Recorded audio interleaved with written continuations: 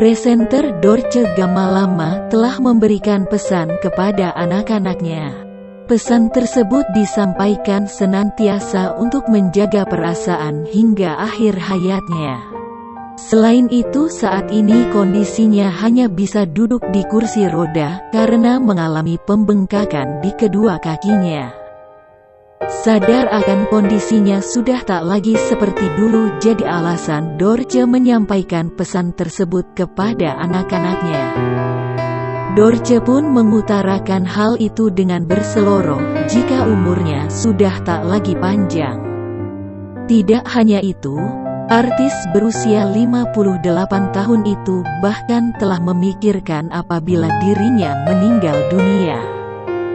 Ia telah menyiapkan kain kafan hingga pemakaman saat meninggal dunia nanti.